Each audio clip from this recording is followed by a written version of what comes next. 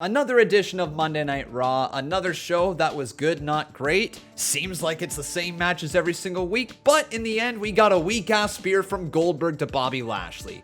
This is the Monday Night Raw review for August 16th, 2021. I'm Conman167, and let's get into this thing. So after last week, when Randy Orton RKO'd Riddle in the center of the ring, we needed to find out if RK Bro is still a thing. So the Viper Randy Orton came on down to the ring, he explained himself and said, "I'm a 14-time world champ. I don't need anybody's help." I think you forgot about Legacy, Rated RKO, The Authority, Evolution. But this is when Riddle came on down to the ring and he wanted answers. He was like, "Dude, are we back together? I missed you, Randy." Says that the reason Orton RKO'd him last week because he's teaching him, he's taking him under his wing, he's mentoring him. But Randy didn't look too thrilled. Out comes AJ Styles and Omas, and they want to fight. AJ Styles picking a fight with Riddle, and we go on down to the ring. We come on back from commercial break and see that Riddle is staring face to face with Randy Orton as Orton is walking out on him. Riddle not gonna have Randy by his side. Aw, Randy. We ended up getting a one-on-one match between AJ Styles and Riddle. This match was good. The finish was awesome.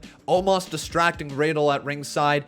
AJ Styles grabbing him over top of his head and transitioning him down into the phenomenal Styles Clash. Pins him 1, 2, 3, and Riddle is wondering where the heck is Randy. So we cut backstage after the match to see Riddle just walking his scooter, not actually on the scooter, full on depressed, and he says to the camera, "I'm sad." Poor Riddle. Up next, we get the continuation of a story that I'm not personally a big fan of. And this is not me crapping on anybody who enjoys this storyline. It's just not for me. But the Alexa Bliss, Eva Marie, and Doudrop storyline gets a new twist when Eva Marie sends Doudrop into Alexa's playground, asking her to bring the doll back with her. Eva wants to do something with Lily, I don't know exactly what, but Doudrop accepts the challenge and she's going to Alexa's playground. Now I'm just gonna jump ahead and talk about the playground segment right now because Doudrop, once she got in there was really nothing too big or too noteworthy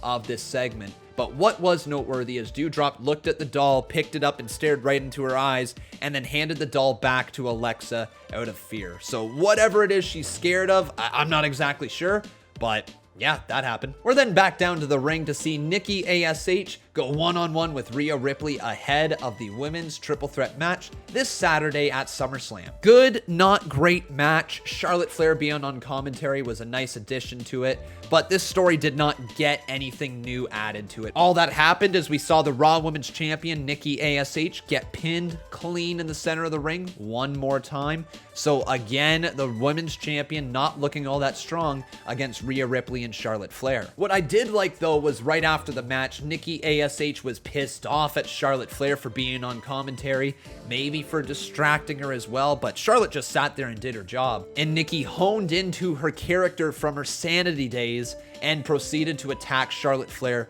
viciously. Rhea proceeded to join in the beatdown, and before we knew it, Charlotte Flair was just knocked out of the ring, and that sets up something for later on in the evening, which we find out is going to be a 2-on-2 tag team match if Charlotte Flair can find a mystery partner. So who's that going to be in the main event tonight? Now we transition to a 2-on-1 handicap match, Drew McIntyre versus Shanky and Veer. I'm quite high on Veer. I think that guy's a really solid talent. Shanky, still up in the air about him, which is the reason why Drew McIntyre seems to be pinning Shanky a lot these days. Shanky takes the pinfall again in this match, a loss in a 2-on-1 handicap match, but the stipulation is now that Shanky and Veer will not be able to be ringside for the match between Drew McIntyre and Jinder Mahal, which is going down at SummerSlam now. It's official. I'm excited for this one, but I want to ask you, the viewers, what did you think about this entire build? The sword was a little weird because he was trying to commit murder, but at the same time, I get why they have Drew McIntyre wielding Angela the sword. It's cool to sell to kids. I would assume that it would work with figures, all that stuff. WWE is going to market it like crazy. But yeah, we get the match between the former 3MB members, and that takes place at SummerSlam. We then got a interesting segment on the show.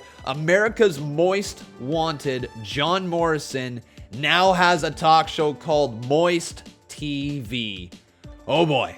After last week with The Miz standing up out of his wheelchair, John Morrison wants answers, and rightfully so. The dude's been wheeling the man around for like 3 months now. Just put yourself in John Morrison's shoes. Imagine your best friend in the world was just using you to be wheeled around. Like, can you imagine going through the airport for like 2-3 weeks, wheeling this person around, and then finding out they've been faking it? John Morrison has every right to be pissed. Out comes Damian Priest, and he tries to split up Miz and Morrison, tries to get under their skin even more, and it was working for a second. Jomo questioning everything about The Miz, and it leads into a match one-on-one between The Miz and Damian Priest. As we come back from commercial break, The Miz is shirtless, they're in dress pants, and rocking Gucci loafers. The dude had to wrestle an entire match in those things. He goes one-on-one with the #1 contender for the United States Championship, and this didn't go well. Right near the start of the match, Sheamus came on down, sat on commentary, and was ready to watch Damian Priest go to work against The Miz. In the end, Damian Priest would get in the head of Sheamus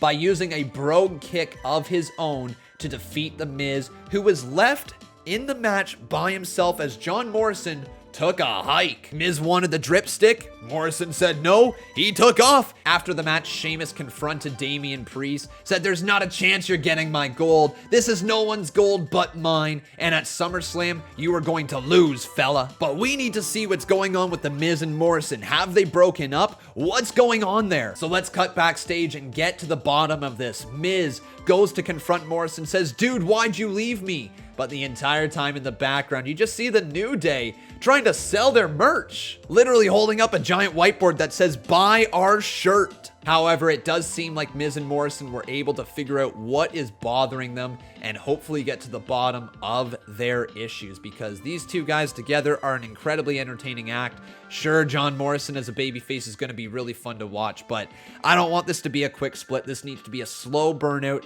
that really gets Jomo over as a babyface. Up next is Randy Orton versus Omas, and this one should be good. However, I was wrong. AJ Styles ruined the match before this thing could really get underway. Omas loses his first singles match via DQ. AJ Styles attacking Randy Orton, throwing him back into the ring, and Omas proceeds to wreck him, tossing him over the barricade, bringing him back into the ring. AJ Styles goes to land the phenomenal forearm, but then we hear, bro! Out comes Riddle to save Randy Orton, having his back, ducking underneath AJ Styles, getting Omas out of the ring, and Randy is saved by Riddle. Are we gonna see RK Bro reunited? Is it gonna happen? The answer is yes! Randy Orton and Riddle hug each other. Oh, it's a Christmas miracle in August. Randy saying after he saved him tonight, he has earned his respect. After everything Randy Orton did to Riddle, he still had his back. RK Bro is together, and they are getting their tag team title opportunity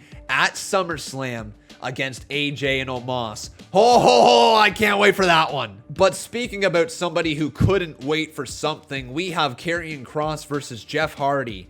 Jeff is cutting a promo backstage, and Carrion Cross attacks him. They go down to the ring, and we have a really quick match. Carrion Cross locking in the cross jacket on Jeff Hardy, making him tap out in what felt like under a minute. Now, my question is, why was this not the debut match of Carrion? Like, why was that not the direction they went in? Why did they have Jeff Hardy cheat to beat him early on, and now you loop all the way back to him beating him really quick twice?